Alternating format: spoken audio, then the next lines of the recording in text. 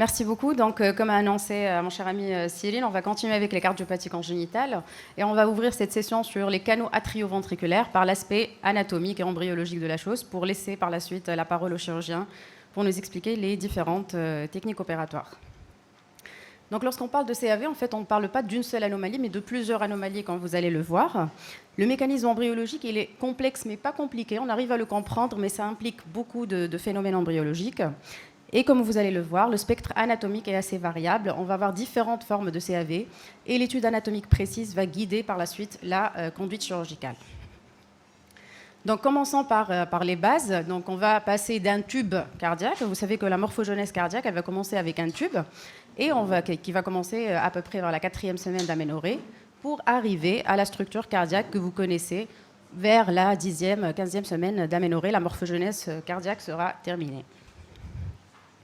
Et donc, cette morphogenèse, ces schémas, je pense que vous les connaissez tous avec l'embryologie, avec ces trois phénomènes, donc 3 stades de l'embryogenèse, à savoir la loupe qui va imposer une inflexion au tube cardiaque primitif avec une convexité droite, et on va ramener donc, le massif ventriculaire donc, en avant, alors que le massif atrial et le massif veineux va être déplacé vers l'arrière. Et cette loupe, elle va définir, c'est le premier phénomène de latéralité. On va avoir un ventricule droit à droite et un ventricule gauche à gauche. Après cette loupe directement, vous allez avoir donc, une oreillette primitive qui communique avec le ventricule primitif parce qu'on appelle le CAV primaire. Et par la suite, on va avoir un alignement des différents pôles, à savoir le pôle artériel, les oreillettes et les ventricules sur un même plan. Et ce phénomène de convergence, il est fondamental pour avoir par la suite la septation. Donc si on n'a pas d'alignement des différentes structures, la septation va avoir du mal à se passer.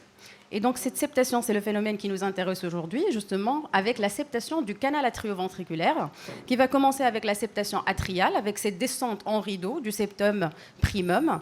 Et le septum primum, il va délimiter un trou qu'on appelle l'ostium primum, qui est l'une des composantes donc, du CAV. Pareil, donc au niveau ventriculaire, on va avoir la croissance du septum interventriculaire primitif de bas en haut qui va délimiter donc, les deux ventricules. Et si la croissance elle va s'arrêter à ce niveau, vous voyez qu'on va avoir une CIV au contact des valves auriculoventriculaires, à savoir une CIV d'admission. Pour le cloisonnement du CAV, vous allez voir, vous pouvez le schématiser avec vos bras. Donc on a initialement un trou commun. Et par la suite, grâce à la croissance des bourgeons endocardiques, on va avoir une septation de cette jonction auriculoventriculaire commune en 2 jonctions distinctes. Et donc, qui dit CAV dit qu'il y a une seule jonction auriculoventriculaire. Et il ne faut pas confondre la jonction auriculoventriculaire avec les orifices valvulaires. On peut avoir une seule jonction auriculoventriculaire avec 2 orifices valvulaires, comme le cas des CAV partiels. Un autre élément fondamental dans le CAV, c'est qu'on va perdre cette configuration en 8 du cœur normal. Et vous avez l'aorte, normalement, dans un cœur normal, qui va s'encastrer entre l'orifice mitral et l'orifice tricuspide. Puisqu'on a un orifice commun, l'aorte va rester dans une position très supérieure et très haute. Et on parle d'une aorte unwedged ou scooped out, c'est-à-dire qu'on va avoir un allongement de la voie d'éjection gauche. Et ça prédispose à faire des sténoses sous-valvulaires aortiques. Et c'est pour ça qu'il faut suivre les CAV, même opérés, pour guetter justement ces sténoses sous-valvulaires aortiques. Maintenant, focalisons-nous sur cette valve auriculoventriculaire commune. Donc, c'est une valve qui est caractérisée par 5 feuillets, comme vous le voyez sur ce schéma. La meilleure coupe en échographie, c'est la coupe sous-costale, où vous allez définir les différents feuillets de la valve, avec donc les 2 bridging leaflets, ce qu'on appelle les feuillets muraux. Les feuillets bridging leaflets, donc ce sont les 2 hémivalves antérieures et supérieures.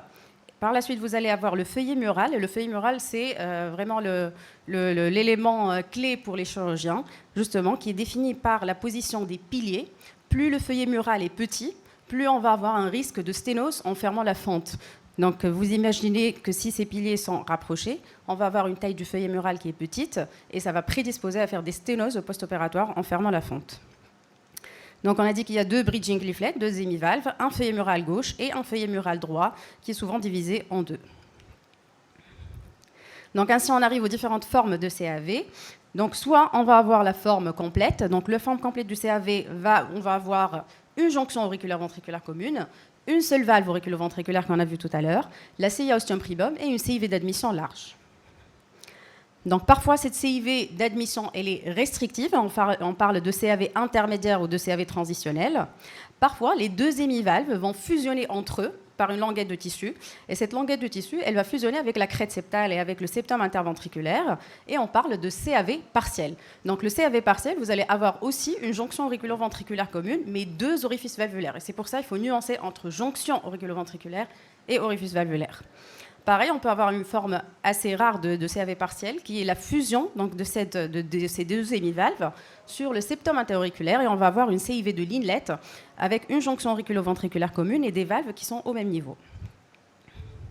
Quelques exemples. Vous voyez ici donc, un CAV partiel, très classique. Ici, on va voir donc, un CAV plutôt intermédiaire. Vous voyez que la CIV elle est quasiment restrictive. On ne voit pas de flux qui passe entre les deux ventricules, avec une CIA ostium primum large et une deuxième CIA ostium secundum.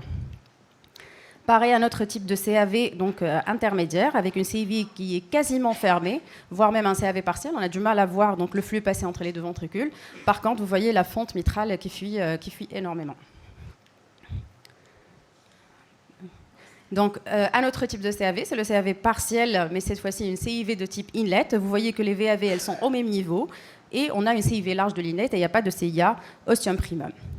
La classification de Rastelli, je passe très rapidement parce qu'elle n'est plus vraiment utilisée de nos jours. Elle se base sur l'insertion de l'hémivalve antérieure sur la crête septale. En gros, soit vous allez avoir quelques cordages sur la crête septale et on parle de Rastelli de type A, soit on va avoir le type B qui est le plus rare avec des insertions, donc des cordages du côté ventriculaire droit. Et enfin, le Rastelli de type C qui est le deuxième type le plus fréquent après le type A, où on va avoir un feuillet complètement libre et qui ne s'insère pas. Et en général, c'est une forme qui est associée aux cardiopathies conotroncales. Donc maintenant, si on s'occupe un tout petit peu, si on se focalise un tout petit peu plus sur cette valve auriculo-ventriculaire, vous voyez que dans un cœur normal, dans une valve mitrale, le feuillet postérieur ou le feuillet mural, normalement, il occupe les 2/3 de la circonférence mitrale. Alors que dans un CAV, on a un déplacement des piliers. Normalement, les piliers ils sont dans une position perpendiculaire au septum interauriculaire, alors que dans un CAV, les deux piliers sont plutôt parallèles au septum interventriculaire, ce qui va modifier la taille du feuillet mural de la valve mitrale. On a déjà parlé donc de la taille de ce feuillet, qui doit être assez suffisante pour permettre une correction satisfaisante. On peut avoir justement un déplacement des piliers soit en avant, soit en arrière, ou encore, dans des cas d'isomérisme, un seul pilier, et ce qui va conditionner la prise en charge ultérieure. Ce n'est pas uniquement la distance entre les piliers, mais c'est aussi l'appareil sous-valvulaire de la valve unique. Plus les cordages sont raccourcis, plus vous allez avoir un résultat qui va être moyen. Donc, je vous montre ce spécimen anatomique du Dr Houel, où vous avez des piliers qui sont presque de taille égale. Par contre, regardez les cordages.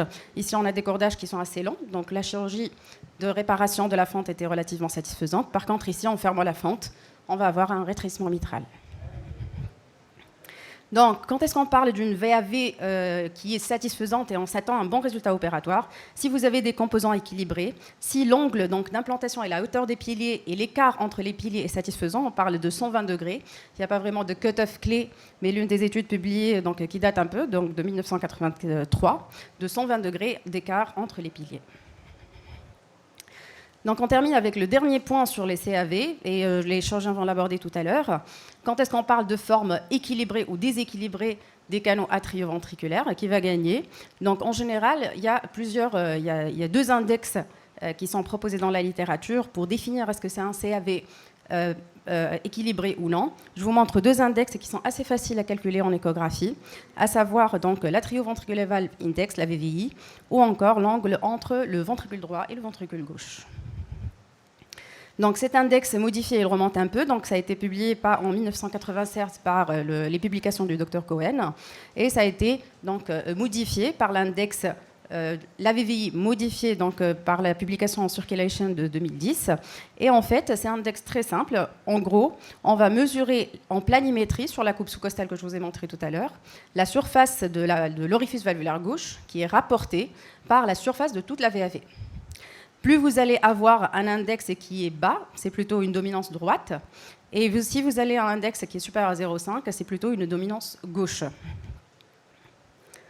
Le deuxième index qui est proposé, c'est l'index c'est l'angle entre l'inflow du ventricule gauche et l'inflow du ventricule droit. Et plus vous avez un angle qui est obtus, donc un angle qui est petit, plus le résultat, on s'attend à un résultat qui est plus ou moins qui est passable, et on a plutôt un ventricule qui est déséquilibré. Il faut penser à la cure plutôt univentriculaire. Un petit mot sur le système de conduction et l'anatomie du système de conduction qui est aussi modifié dans les CAV. Donc vous voyez ici le triangle de Koch où on va avoir donc le nœud AV qui est situé à ce niveau-là. Dans le CAV, la position de ce nœud auriculoventriculaire elle est modifiée, elle est plutôt postérieure et inférieure, avec un faisceau de His qui est assez allongé, d'où le risque de BAV donc, lors de la fermeture de la CIV. Et je vous remercie pour votre attention.